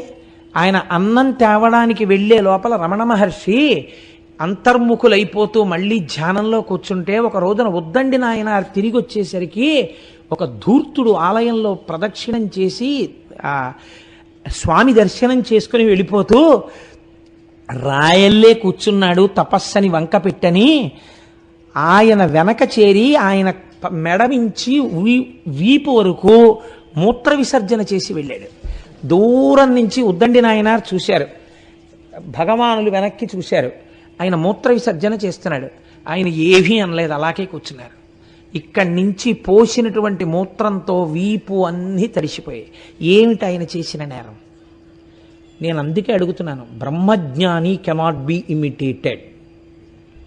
తుల్య నిందా స్తుతిర్మౌని సంతుష్టో ఎనకేనచిత్ అనికేత స్థిరమతి భక్తిమాన్మే ప్రియో నరః. మహానుభావులు, మహాజ్ఞానులు, అటువంటి వాళ్ళు ఈ గడ్డ మీద పుట్టపట్టి ఈ దేశానికి ఇంత పేరొచ్చింది. అటువంటి గడ్డ మీద మనం తిరుగాడుతున్నాం. అటువంటి వారి ఫోటో ఒకటి ఇంట్లో లేకపోతే, అటువంటి వారి గురించి పుస్తకం ఇంట్లో లేకపోతే, అటువంటి వారి గురించి బిడ్డలకి చెప్పుకోవడం మీకు చేత కాకపోతే, ఒక్కసారి తిరువణ్ణామలై వెళ్ళకపోతే, ఏ సోఫాలో మహానుభావుడు పడుకున్నాడో అది మీరు చూపించకపోతే పిల్లలకి, మీరు తండ్రిగా విఫలమైపోయినట్టే జీవితంలో. కదండి? ఎంత పవిత్రమూర్తి అండి మహానుభావుడు. ఆయనకి ఆ ఉద్దండి నాయనారికి కళ్ళ నీళ్ళు ఆగలేదు. ఆయన మీద మూత్రం పోశారని బెంగ పెట్టుకుని వాళ్ళని వీళ్ళని బతిమాలి ఆఖరికి తీసుకెళ్తే తంబిరాన్ననబడేటటువంటి ఒక మహాత్ముడు ముందుకొచ్చి, ఇక్కడ వద్దు, చాలా ఇబ్బందిగా ఉంది, ఇన్ని గురుమూర్తం తీసుకెళ్లి గురుమూర్తంలో కూర్చోపెడతామని చెప్పి ఆలయానికి దగ్గరలో ఉన్న గురుమూర్తంలో కూర్చోబెట్టారు. చిత్రం చూడండి, ఆ గురుమూర్తం నిండా ఇంతంత చీమలట. భగవానులు అక్కడ కూర్చునుంటే చెవులు ఇవి అన్నీ పట్టేసి శుభ్రంగా కొరుక్కు తినేస్తుంటే ఆయన ఎంత తపస్సు చేశారంటే, ఆ గురుమూర్తంలో ఆయన అప్పుడప్పుడు ఇలా వీపు గోడకి ఆంచేవారట. ఆయన యొక్క రూపానికి సంబంధించినటువంటి వీపు ముద్ర ఆ గోడ మీద పడింది. అంటే 1 మిల్లీమీటర్ కదలకుండా కూర్చున్న పోస్చర్ అలాగే ఉండేదంతే. ఇలా అంతే, వీపు ఎప్పుడు అలాగే ఆనాలి. ఇలా కానీ అనలేదు అన్ని చీమలు. ఈ తంబిరా అనుకున్న అలవాటు ఏమిటంటే, ఒక్కొక్కడిది ఒక్కొక్క వెర్రి. నేను చెప్పాను కదా, సరిగ్గా అర్థం చేసుకునే వాళ్ళు లోకంలో తక్కువ మంది ఉంటారు. ఈయన రోజు షోడశోపచార పూజ చేసేవారు. ఆయనకి ఇన్ని చీమలు కుట్టేస్తున్నాయని కాదు, షోడశోపచార పూజ చేసే నైవేద్యం ఈయనకి. చూసి రోజు ఈయన షోడశోపచార పూజకు వచ్చే వేళటికి రమణ మహర్షి అలా పక్కకి వెళ్ళిపోవడం మొదలెట్టారు మౌనంతో. ఇలా చాలా కాలం గడిచిన తరువాత, అబ్బో ఎన్ని కష్టాలు పడ్డారో. కష్టమని నేను అనలేను, ఎందుకంటే జ్ఞానికి కష్టం ఉన్నదా అంటే, జ్ఞాని శరీరమునకు కష్టం ఉన్నది, కానీ జ్ఞానికి లేదు. సాక్షి, శరీరానికి సాక్షి అంతే. నేను ఇప్పుడు ఆ మొత్తం ఘట్టాలన్నీ ఇప్పుడు నేను మీకు చెప్తూ వెళ్ళాను అనుకోండి, వారం రోజులైనా అది సరిపోదు. కాబట్టి నేను వారిని కొండ మీదకి తీసుకెళ్లే ప్రయత్నం చేస్తాను. నేను వారిని తీసుకెళ్ళడం ఏమిటి, అది దర్శనం చేసి సంతోషించే స్థితిని పొందుతాను. వారు క్రమంగా ఆ పైన ఉన్నటువంటి విరూపాక్ష గుహ, చూత గుహ, వీటిల్లో ఆ అరుణాచలం కొండలలో ప్రారంభం చేశారు. అప్పుడే ఒక అదృష్టం జరిగింది. గణపతి దేవాలయంలో తిరువన్నామలైలో ఒక మహానుభావుడు ప్రతిరోజు కూడా పళనిస్వామి అనబడేటటువంటి వ్యక్తి గణపతి సేవ చేస్తుండేవాడు. ఒక రోజు నా ఊళ్ళో ఉన్న ఓ పెద్ద ఆయన అన్నాడు, ఊరే గణపతి సేవ చేస్తే నీకేం వచ్చిందిరా, మహానుభావుడు రా, సద్గురువు, ఆయన సేవ చేసుకోరా, వెళ్ళి ఆయనకి ఏమైనా కావాలంటే కిందకెళ్ళి కాస్త అన్నం తెచ్చి పెట్టడం ఇలాంటి పనులు చేసి పెట్టరా అంటే వెళ్ళి ఆ పళనిస్వామి సేవించాడండి. నిజంగా ఒక్కొక్కసారి హద్దు మీరినట్టు కనపడుతుంది రమణుల యొక్క జీవితాన్ని మీరు పరిశీలన చేసినప్పుడు. కానీ నిజంగా మరి అంత ఆశ్రయించి ఉన్నవాడి ఆనందం దుఃఖం వేరుగా ఉంటాయి. ఎంత సేవించాడో ఆ పళనిస్వామి. ఆ పైన ఉన్నటువంటి విరూపాక్ష గుహలో ఉండేవారు. ఆ విరూపాక్ష గుహలో ఉంటే ఆయన సంతోషంగా ఉన్నారని మీరు అనుకుంటున్నారా? సంతోషం ఇన్ ది సెన్స్ ఆయన ఇప్పుడు సంతోషమే, రాశీభూతమైన ఆనందమే. అక్కడ జటాస్వామి అని ఒక ఆయన ఉండేవాడు. ఆయనకి ఏమిటంటే భగవాన్ రమణులు విరూపాక్ష గుహకు వచ్చిన దగ్గర నుంచి ఈయన నిజమైన జ్ఞాని అని చెప్పి అందరూ ఆయన దర్శనం చేయడానికి వెడుతున్నారని ఆయన కోపం. అక్కడికి వచ్చిన వాళ్ళందరినీ భయపెట్టడానికి ఆయన ఏం చేసేవాడంటే పైన గుహమించి పెద్ద పెద్ద బండలు దొల్లించేవాడు. కొండ కదులుతోంది, బండలు పడుతున్నాయి, చచ్చిపోతామని భయపడి దిగి వెళ్ళిపోతుండేవారు అందరూ. ఆయన ఇలా బండలు దొల్లిస్తుంటే ఒక రోజున రమణ మహర్షి వెనక నుంచి వెళ్ళి చేపట్టుకున్నారు. పట్టుకుని ఎందుకు చేస్తున్నావు అన్నట్టుగా సైగ చేసి అడిగారు. అడిగితే వాడు వికటాట్టహాసం చేసి అన్నాడు, వాడనక అంతకన్నా గౌరవం నేను ఇవ్వలేను. వికటాట్టహాసం చేసి అసలు నువ్వు ఏం చేస్తావో చూద్దామని తోశాను బండలు, సరదాకి తోశానన్నాడు. సరదాకి తోయడం ఏమిటంటే బండలు ఎవరైనా పడిపోతే ఇది ఒక విచిత్రమైనటువంటి అలవాటు కొంతమందికి ఉంటుంది. చిత్రంగా 5వ ఫ్లోర్ బాల్కనీలో ఓ ఇంత కుండీ పెడతారు. అది ఏ పిల్లాడో తెలియక తోశాడు అనుకోండి, అదే టైంకి కింద ఎవడన్నా ఉంటే నీ ముచ్చట కిందవాడి ప్రాణం మీదకి వస్తుంది. ఎక్కడేం పెట్టాలో తెలుసుకుని ఉండాలి. అందుకని మహానుభావుడు ఆ పైనుంచి బండలు తోసేస్తుండేవాడు. అయినా ఊరుకున్నారు. ఇంకొక స్వామి ఉండేవాడు. ఆయన ఏమిటో తెలుసా అండి చిత్రం, ఎవరైనా రమణ మహర్షి దర్శనానికి ఆయన పుచ్చుకున్నది లేదు, ఆయన ఏం మాట్లాడింది లేదు ఎవరితోటి. ఆ కుర్రాడేనా, నేనే ఉపదేశం చేసింది, నేనే ఇంత వాణ్ణి చేసి తీర్చిదిద్దాను, గురుకట్నం ఏదైనా ఉంటే నాకు ఇవ్వండి అని చెప్పి పుచ్చుకుంటుండేవాడు. ఆయన పుచ్చుకుంటుంటే ఈ విషయం రమణ మహర్షి దర్శనానికి వచ్చినటువంటి వాళ్ళందరికీ తెలిసిపోయి ఆఖరికి వాళ్ళందరూ ఓ రోజు నీ మోహన్ నువ్వేం చెప్పావు ఆయనకి గురువుకి, ఆయన మొదటి నుంచి తపస్సు చేసుకుంటున్నారని నిలదీశారు. నిలదీస్తే ఏమీ మాట్లాడలేదు రమణులు. ఆయన అలాగే కూర్చుని ఉన్నారు గుహలో. అతనికి కోపం వచ్చేసి గబగబా వచ్చి గాండ్రించి అంతమంది మధ్యలో కూర్చున్నటువంటి రమణ మహర్షి యొక్క మొహం మీద ఉమ్మేశారు. ఉమ్మేస్తే ఏమీ అనలేదు భగవాన్. తనకున్నటువంటి తుండుగుడ్డ తీసుకుని ముఖం మీద వేసినటువంటి ఉమ్ము తుడిచేసుకుని కూర్చున్నాడు. అదేమిట్రా అలా ఉమ్మావు అని అనలేదు. కన్నులలో మార్పు లేదు, ముఖంలో మార్పు లేదు. అంతే ఆనందంతో అంతే ప్రసన్నవదనుడై ఆయన కూర్చున్నారు. ఈ స్వామికి ఏమైందో తెలుసా అండి, కిందకెళ్ళి రైలు ఎక్కాడు ఆయన. కోపం వచ్చి నేను వదిలేస్తున్నాను తిరువన్నామలై, మీ బతుకు ఏమైపోతుందో చూడండి, నేను వెళ్ళిపోగానే తిరువన్నామలై ఎలా ఉంటుందో అని. ఏమైపోతుంది? కొంతమంది చేసే పనులకి ఆ ధూర్తతనానికి అర్థం ఉండదు. అందుకని ఈ ఊరు ఏమైపోతుందో చూడండి అని ఆయన రైలు ఎక్కాడు. రైలు ఎక్కితే ఎదురుగుండా ఏదో నవయవ్వనంలో ఉన్నటువంటి కొత్తగా పెళ్ళైన దంపతులు కూర్చుని ఉన్నారు. నేను స్వామిని అన్న అహంకారం అందుకని చెప్పేసి ఆ పిల్లాడికి ఏదో పని చెప్పాడు. ఈయన చెప్తే అతను ఏదో కొత్తగా పెళ్ళయింది, పెళ్ళంతో సరదాగా ముచ్చట్లలో ఉన్నాడు. అతను లేవలేదు, వెళ్ళలేదు. వెళ్ళకపోతే ఏమిటి ఆ పడుచు పెళ్ళంతో నీకు ముచ్చట్లు, పిచ్చి పిచ్చి వేసలేస్తున్నావు, ఎవరు అనుకున్నావు తెలుసా నేను అన్నాడు. ఏంట్రైంది అక్కడి నుంచి చూస్తున్నాను, ఎవరిని అనుకుంటున్నావు, ఏంటి అస్తమానం ఏంటి పడుచు పెళ్ళంతో కూర్చున్నాడు, నువ్వు అలా కూర్చుంటే కూర్చో, నన్నంటా ఏంటని చెప్పి బూటు తీసి ఇక్కడి నుంచి ఇక్కడ వరకు కొట్టాడు ఆ కుర్రాడు. ఎందుకు కొట్టాడు? పైన ఉమ్మేసి వచ్చాడు ఆయన. ఈశ్వరుడు లేడండి, మహాత్ముల జోలికి వెడితే సజ్జఫలితం వస్తుంది. ఎన్ని జరిగాయో ఇలాగా. మళ్ళీ కొన్నాళ్ళు పోయాక వచ్చాడు ఆయన. వచ్చి రమణ మహర్షిని ఉన్నవారిని ఉన్నట్టు ఎత్తుకుపోయి ఓ బండ మీద కూర్చోబెట్టి, అప్పుడు నేను నీ మీద ఉమ్మేశాను కదా, ఆ కోపం నీకు ఇంకా మనసులో ఉంటే నా మీద ఉమ్మేసేయన్నాడు. అంటే ఆయన ఎప్పటి మాట ఆయన నవ్వుతూ కూర్చున్నారు. ఆయన ఏమనలేదు. నువ్వు ఇలాగే ఇదిగో ఇది ఇక్కడే వచ్చింది, అన్నింటికీ నవ్వుతావు, నేను నీకు ఉపదేశం చేస్తాను, నిర్వికల్ప సమాధి అంటే ఏమిటో నేర్పుతాను, నువ్వు నేర్చుకో అంటుంటే శిష్యులందరూ వచ్చారు. వస్తే మీకు ఇక్కడ పని లేదు, పెద్ద మనుషులు మాట్లాడుకుంటున్నాం, మీరు వెళ్ళిపోండి అని, నువ్వు నిర్వికల్ప సమాధి నీకు మంత్రోపదేశం చేస్తాను అది ఇది అంటే ఆయన వద్దనేవారు కాదు. ఆయన చెప్తుంటే ఈయన ఏమీ తెలియని వాళ్ళు అలా వింటుండేవారు. అన్నింటికీ సాక్షి అంతే. ఎవరికి వస్తుందండి అలాంటి జీవితం? అసలు ఇట్స్ ఎ పెక్యూలియర్ లైఫ్, ఏ జ్ఞాని కెనాట్ బి ఇమిటేటెడ్. అందుకని అలా చూస్తూ ఉండేవారు. ఆఖరికి ఆయనకి కోపం వచ్చి, నేను చెప్పింది వింటున్నావో తెలియదు, వింటలేదో తెలియదు, ఆయనతో గొడవ పడ్డాడు. మళ్ళీ గొడవ పడితే నలుగురు అందరూ శిష్యులందరూ వచ్చి, నువ్వు మామూలుగా వెళ్ళవి, ఈసారి నిన్ను చావగొట్టేస్తామని కర్రలు ఎత్తాడు. ఎత్తితే ఇంక నేను వెళ్ళిపోతున్నాను, ఈ ఊరి నుంచి నేను వెళ్ళిపోయాక ఏమవుతుందో చూడండి అని మళ్ళీ శాపాలు ఎట్టి వెళ్ళిపోయాడు. ఇంకా వెళ్ళిపోవడం ఆయన మళ్ళీ రాలేదు. ఆయన ఏమైపోయాడో తెలియదు. తిరువన్నామలై అలాగే ఉంది.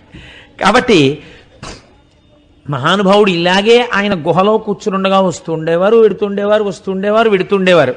అయితే మీకు నేను ప్రధానమైనటువంటి ఘట్టములను మాత్రమే కదా విజ్ఞాపన చెయ్యగలను ఒక్కరోజు ఉపన్యాసంలో. ఒకసారి కావ్యకంఠ గణపతి ముని, నిన్నటి రోజున మీకు చెప్పాను, ఆయన రథం మీద చెయ్యేస్తే రథం కదిలిందని. వారికి రథం కదిలిన తర్వాత వారికి వెళ్ళి కూర్చుంటే నాకు అసలు బ్రహ్మమును గురించి చెప్పేవాడెవడు అని ఒక అనుమానం వచ్చింది. కొండ మీద ఉన్న బ్రాహ్మణ స్వామిని అడగాలి అనుకున్నారు. అప్పటికి ఆయన ఇల్లు బయలుదేరిన తర్వాత ముద్దు కృష్ణ భాగవతుల ఇంట్లో చెవులకున్నటువంటి జోళ్లు తాకట్టు పెట్టినప్పుడు మాట్లాడడమే. ఆ తర్వాత కొన్ని సంవత్సరముల పాటు ఇంకా ఆయన మాట్లాడలేదు. ఆయన స్వరపేటికి సంబంధించినటువంటి నాళములు కూడా ఇంచుమించు మూసుకుపోయి. ఈ స్థితిలో ఉండగా ఈయన గబగబా కొండెక్కారు. కొండెక్కితే పళనిస్వామి ఎవరిని పడితే వాళ్ళని లోపలికి రానిచ్చేవాడు కాదు. గుహకు తడికి ఉండేది, ఆ తడికి తాళం వేసి వెళ్ళేవాడు. ఆయన శరీర శోధనకు వెళ్ళవలసి వచ్చింది, ఏదో కాలకృత్యాలు తీర్చుకోవడానికి. ఆ రోజున ఎందుకు ఆయన తాళం వెయ్యకుండా దడి గేటు తీసి వెళ్ళిపోయాడు. వెళ్ళిపోతే వస్తూనే కావ్యకంఠ గణపతి ముని లోపలికి వెళ్ళారు. ఆయన అదృష్టవశాత్తు గుహలో తపస్సులో లేరు రమణులు. ఆయన బయట కూర్చుని ఓ బండ మీద కూర్చుని ఉన్నారు. ఈయన వెడుతూనే కుడి చేత్తో కుడిపాదాన్ని, ఎడం చేత్తో ఎడం పాదాన్ని గట్టిగా పట్టుకుని, అయ్యా నన్ను కావ్యకంఠ గణపతి అంటారు. నేను ఎన్నిటినో చదువుకున్నాను, పండితుడు అనిపించుకున్నాను, ఎన్నో మంత్రములను ఉపదేశం పొందాను, ఎంతో తపస్సు చేశాను, కానీ బ్రహ్మమును దర్శించుట ఎట్లు అన్నది నాకు తెలియలేదు. మీరు నాకు ఉపదేశం చేస్తారు అనే ఆశతో వచ్చాను, కరుణించి నాకు ఉపదేశం చేస్తారా అని అడిగారు. ఎప్పుడూ నోరు విప్పనటువంటి వెంకటరమణులు ఆనాడు నోరు విప్పడం కోసమని ప్రయత్నం చేశారు, కానీ నోట మాట రాలేదు. నోట మాట రాకపోతే కంఠం రుద్ధమై ఉన్నది. చాలాసేపు అన్న తర్వాత ఒక మాట అన్నారు, నీవు మంత్రమును చేస్తున్నప్పుడు శబ్దము ఎక్కడ పుట్టుచున్నదో ఆ మూలస్థానమును అన్వేషించు, అది నిజమైన తపస్సు. నీకు బ్రహ్మమును తెలుసుకోవాలన్న కోరిక పుట్టిన మనస్సు యొక్క మూలస్థానం ఎక్కడున్నదో దానిని అన్వేషించు, అది బ్రహ్మమున్న స్థానము, అదే బ్రహ్మము, అదే దానిని గుర్తెరుగుటకు సాధనము. ఈ మాట చెప్పి కాసేపు ఈ విరూపాక్ష గుహలో కూర్చుని తపస్సు చేస్తావా అని అడిగారు. అయ్య బాబోయ్, ఇంత అదృష్టమా అని ఆయన లోపల కూర్చుని 1 గంట సేపు వెంటనే రమణుల ఎదురుగుండా కూర్చుని ధ్యానం చేశారు. అందుకోలేకపోయానని ఆయనే చెప్పారు, ఆత్మస్థానం వరకు నేను వెళ్ళలేకపోయానని, కానీ అపారమైన శాంతిని పొందానని చెప్పారు. ఇంకా కానీ అసలు మనసులో ఆనందం ఏమిటి? ఇన్నాళ్ళకి రమణులు మొదట మాట్లాడింది నాతోటే, ఇది ఊళ్ళో చెప్పాలి. గబగబా కొండ కిందకి వెళ్ళిపోయి ఈ పళనిస్వామి వాళ్ళును ఇన్నాళ్ళకి వెంకటరమణన్ మాట్లాడారు, ఎవరు రథం తోశారో ఆయనతోనే మాట్లాడారు అనేటప్పటికీ తిరువన్నామలై అంతా కొండ ఎక్కేసింది. ఎక్కేసేటప్పటికి అప్పుడు కావ్యకంఠ గణపతి ముని ఆయనకి పేరు పెట్టారు. ఇప్పటి వరకు మీరు ఈయనని వెంకటరమణన్ అని పిలుస్తున్నారు. పూర్వాశ్రమనామం ఓసారి పలక మీద రాసి చూపించారు కనుక ఇక నుంచి వీరిని భగవాన్ అని ఎందుకనవలే? బ్రహ్మవిత్ బ్రహ్మైవ భవతి, ఎవరు బ్రహ్మమును తెలుసుకున్నాడో వాడు బ్రహ్మమగుచున్నాడు. కాబట్టి భగవాన్ రమణ మన అందరికీ కూడా ఆనందదాయకమైన స్థితిని ప్రసాదించగలిగిన వారు మహర్షి, భగవాన్ రమణ మహర్షి అని పిలవండి అని ఆయన పేరు పెట్టారు కావ్యకంఠ గణపతి ముని. ఆ పేరే ఈనాటికి లోకంలో భగవాన్ శ్రీ రమణ మహర్షి అని వాడుకలో ఉంది. అప్పుడే రమణ మహర్షి కూడా కావ్యకంఠ గణపతి మునిని నాయనా అని పిలిచారు. నాయనా అని దాక్షిణాత్యులు పిలుస్తూ ఉంటారు. ఆ పిలవడంలో ఒక విచిత్రం ఉంది. గణపతిని దక్షిణ దేశంలో నాయన అని పిలుస్తారు, కానీ శరీరముతో ఉన్న వాళ్ళని మాత్రం వాళ్ళు నాయన అని పిలవరట. కానీ ఒక్క గణపతి అనుగ్రహం చేత పుట్టినటువంటి వారు ఖచ్చితంగా గణపతి స్వరూపులే అని నాయనా అని పిలిచారు. అప్పటి నుంచి కావ్యకంఠ గణపతి ముని పేరు నాయనగా లోకంలో విస్మృతి చెందింది. ఉపదేశసారము మొదలైనటువంటివి తమిళ భాషలో రచించిన తర్వాత కావ్యకంఠ గణపతి ముని యొక్క సంస్కృత ప్రౌఢిమ తెలుసున్నవారు కనుక రమణులు వారికి పంపించేవారు. చూతగుహలో ఉంటే పంపించి, అయ్యా మీరు దీన్ని సంస్కృత భాషలో వ్రాయండి అంటే పండితులకు చూపించి, ఇంతటి శ్లోకం మనం ఎప్పుడైనా రాశామా అని ఉపదేశసారాన్నంతటినీ సంస్కృతంలోకి తర్జుమా చేశారు కావ్యకంఠ గణపతి ముని. కనుక వాళ్ళిద్దరిది అదొక విచిత్రమైన జీవితం అండి. ఒక్కొక్కసారి మహాత్ముల జీవితాలు